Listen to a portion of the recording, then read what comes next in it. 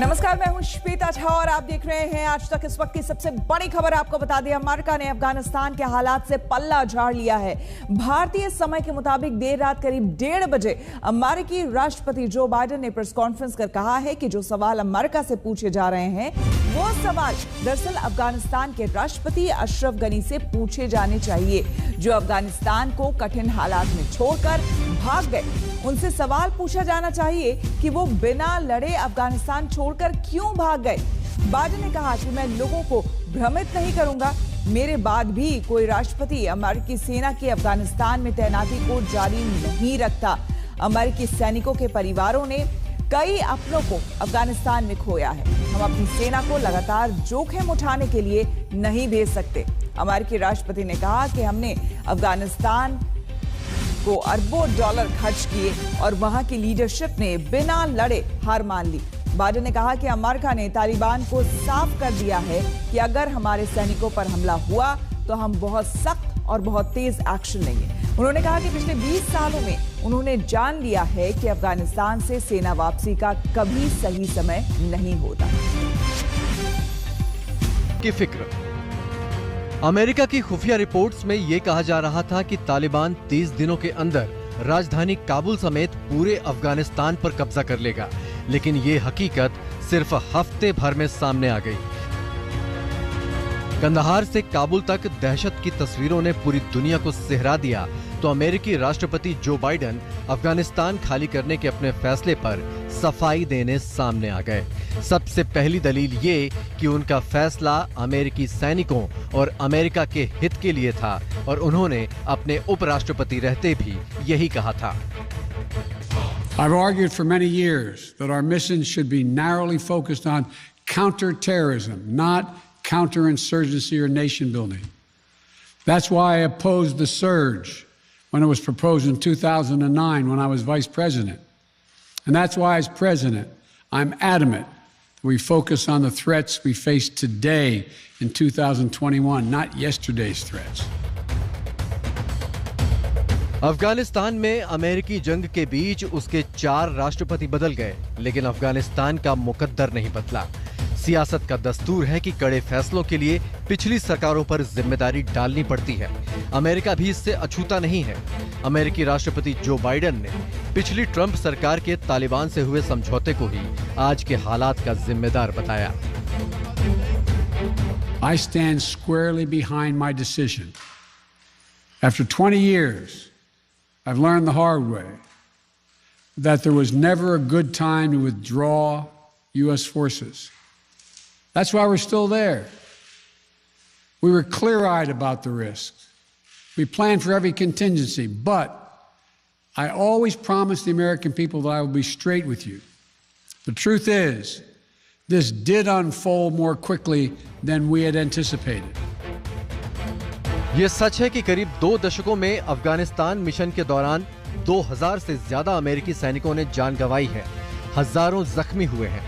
America को अब ये कीमत बहुत ज्यादा लगने लगी है। बाइडेन साफ कह रहे हैं कि वो अब और जोखिम नहीं उठा सकते। I cannot and will not ask our troops to fight on endlessly in another country's civil war, taking casualties, suffering life-shattering injuries, leaving families broken by grief and loss.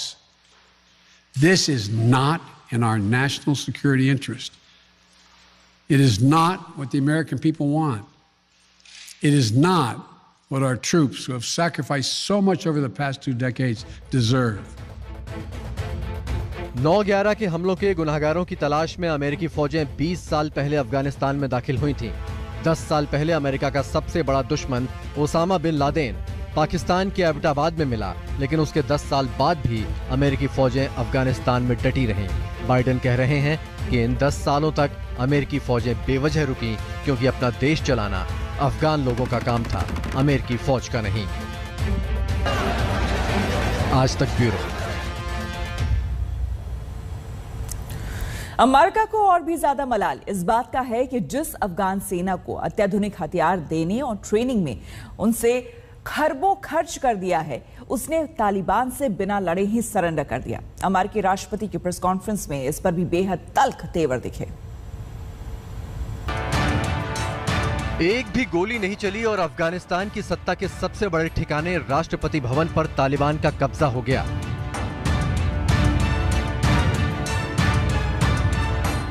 Rashtrapati Bhavan और बाकी अहम ठिकानों पर आराम से घूमते टहलते तालिबानी आतंकियों ने मुस्कुराते हुए तस्वीरें खिंचवाईं, वीडियो जारी किए और सत्ता हासिल कर लेने का ऐलान कर दिया।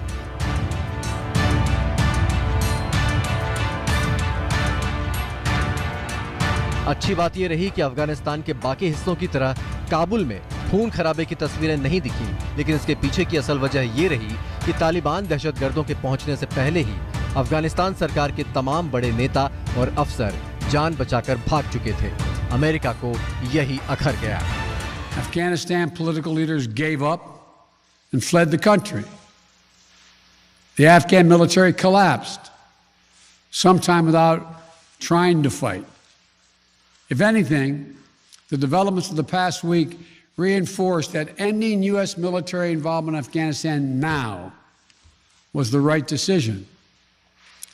American troops cannot and should not be fighting in a war and dying in a war that Afghan forces are not willing to fight for themselves. News agency Reuters के मुताबिक अफगानिस्तान के राष्ट्रपति अशरफ गनी कैश से भरी 4 कारों और एक हेलीकॉप्टर के साथ काबुल से बाहर निकले। न्यूज एजेंसी ने प्रत्यक्षदर्शी के मुताबिक अशरफ गनी को कुछ पैसा छोड़कर ही निकलना पड़ा, क्योंकि वो इसे कार में नहीं रख पा रहे थे। बताया गया कि पहले पैसा कार में रखा गया और फिर इसे हेलीकॉप्टर में, और इसके बाद गनी अफगानिस्तान से निकल गए। अशरफ गनी सरकार के साथ फौज ने भी काबुल में घुस रहे तालिबान के आगे सरेंडर जैसा कर दिया। ये तस्वीरें अफगानिस्तान के संसद हॉल की हैं, जहां अफगानिस्तान की जनता ने अपने नुमाइंदों को भेजा था। लेकिन अफगानिस्तान की उसी संसद के भीतर अब बंदूकधारी हाईटेक हथियारों से लैस तालिबानी आतंकवादी नजर आ रहे हैं। यहाँ कोई गोली नहीं चली। अमेरिकी राष्ट्रपति पूछ रहे हैं कि जिस अफगान सेना को उन्होंने खरबों डॉलर खर्च करके हथियार और ट्रेनिंग दी थी, वो कहाँ गई? We spent over $1 trillion. We trained and equipped an Afghan military force with some 300,000 strong, incredibly well equipped, a force larger in size than the militaries of many of our NATO allies. We gave them every tool they could need. We paid their salaries, provided for the maintenance of their Air Force, something that Taliban doesn't have. Taliban does not have an Air Force. We provided close air support. We gave them every chance to determine their own future. What we could not provide them was the will to fight for that future. Afghanistan की ताजा स्थिति ये है। चुनी हुई सरकार और जनता की सुरक्षा करने वाले संगठन यानी सेना और पुलिस गायब है। चप्पे चप्पे पर तालिबानी दहशतगर्दों का कब्जा है और इनसे खौफजदा लोग जान बचाने के लिए सड़कों पर बदहवास भाग रहे हैं। तो सवाल उठता है कि अफगानिस्तान को बचाने के नाम पर अमेरिका के खरबों डॉलर कहां खर्च हो गए? हालात सिर्फ अफगानिस्तान के लिए नहीं बल्कि पूरी दुनिया के लिए चिंताजनक है, क्योंकि तालिबान के कब्जे के बाद ये जमीन एक बार फिर आतंकियों की नर्सरी बन जाने के पूरे आसार हैं। इसका नतीजा पूरी दुनिया को भुगतना पड़ेगा, लेकिन फिलहाल हर किसी ने अफगानिस्तान को उसके हाल पर छोड़ दिया है। काबुल से नवीद सुल्तानी के साथ आज तक ब्यूरो। अफगानिस्तान करा रहा है तालिबान के कब्जे के बाद पूरे अफगानिस्तान में चीख पुकार मची है, मगर सबसे ज्यादा परेशान करने वाली तस्वीरें काबुल से आ रही है। काबुल एयरपोर्ट पर जिंदगी बचाने के लिए लोग किस कदर बदहवास हैं, उसकी तस्वीरें बेहद डरावनी है। जिंदगी बचाने के लिए जिंदगी को दांव पर लगाने वाला मंजर खौफनाक है। पहले कभी नहीं देखे गए प्लेन की छत पर इस कदर बैठे लोग। पहले कभी नहीं देखे गए इस कदर प्लेन से चिपके लोग। पहले कभी नहीं देखे गए प्लेन के पहियों के साथ दौड़ते ऐसे लोग। पहले कभी नहीं देखे गए प्लेन के पंखों से लटकने की कोशिश करते ऐसे लोग। पहले कभी नहीं देखे गए उड़ते हुए प्लेन के साथ बाहर से उड़ गए लोग। पहले कभी नहीं देखे गए उड़ते हुए प्लेन से गिरकर मर गए लोग। ऐसे दृश्य दुनिया ने पहले कभी नहीं देखे। अराजकता क्या होती है, इसे समझने के लिए काबुल एयरपोर्ट की ये तस्वीरें देखिए और जार जार रोइए। अफगानिस्तान पर तालिबान के कब्जे के बाद प्रलय मच गई है।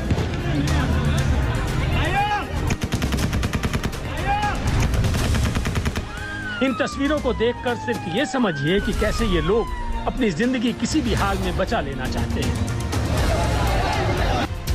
इन तस्वीरों से सिर्फ ये समझिए कि इनके दिलों में जान बचाने की दहशत किस कदर भरी हुई है कि ये कोई भी रास्ता अपनाना चाहते हैं, मगर अफगानिस्तान से निकल जाना चाहते हैं।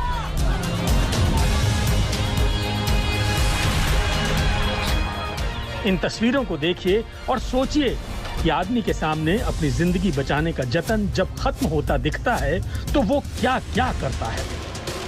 दहशत से भर देने वाली ये तस्वीरें उसी काबुल एयरपोर्ट की हैं जहां तालिबान ने कब्जा जमा लिया है।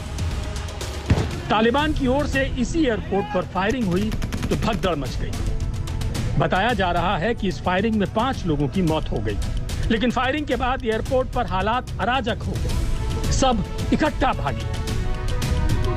एयरपोर्ट के गेट से लेकर रनवे तक सिर्फ नरमुन थे, अपनी अपनी जान बचाने की जद्दोजहद करते लोग।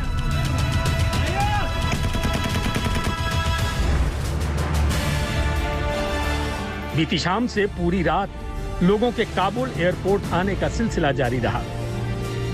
लोग रात को रनवे पर ही सो गए और सुबह इस इंतजार में बैठे थे कि अमेरिकी राष्ट्रपति जो बाइडेन इन्हें किसी तरह यहां से निकाल लेंगे। उन्हें डर सता रहा था कि तालिबान इन्हें मार डालेगा। वैसे भी उसने काबुल में कर्फ्यू लागू कर दिया था और सड़कों पर उसके लड़ाके गोलियों की बौछार करते घूम रहे थे। ऐसे में इनके पास एक ही रास्ता था कि किसी भी तरह विमानों में सवार होकर तालिबानिस्तान से दूर निकल जाए।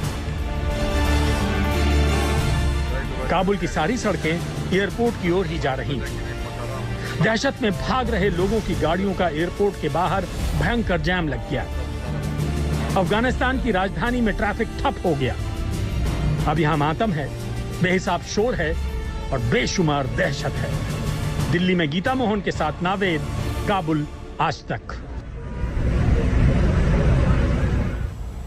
जो हाल काबुल एयरपोर्ट पर है वही हाल कमोबेश पूरे काबुल का है। काबुल की गलियां गर्दिश में हैं, चौराहों पर तालिबान के बंदूकधारी टहल रहे हैं। क्रूरता का ऐसा मंजर है कि पूरे शहर में चीख पुकार मची हुई है। तालिबान ने राष्ट्रपति भवन तो पहले ही कब्जे में ले लिया था, अब सरकारी संस्थान और अफगानी संसद भी उनके कब्जे में है।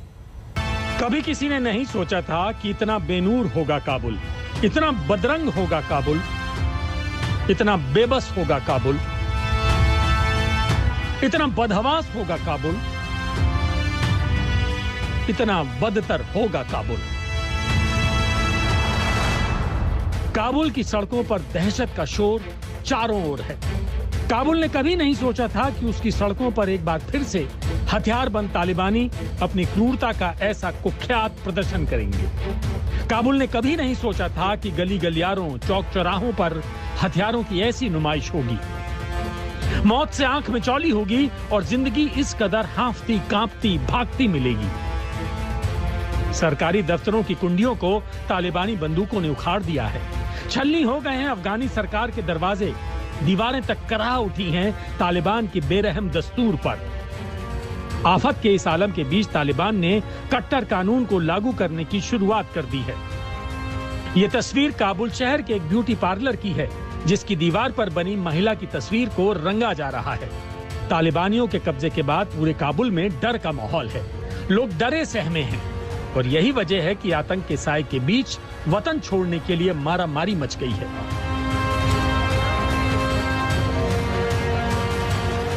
एयरपोर्ट पर यह हाल है, सड़कों पर भी खौफ का मंजर है।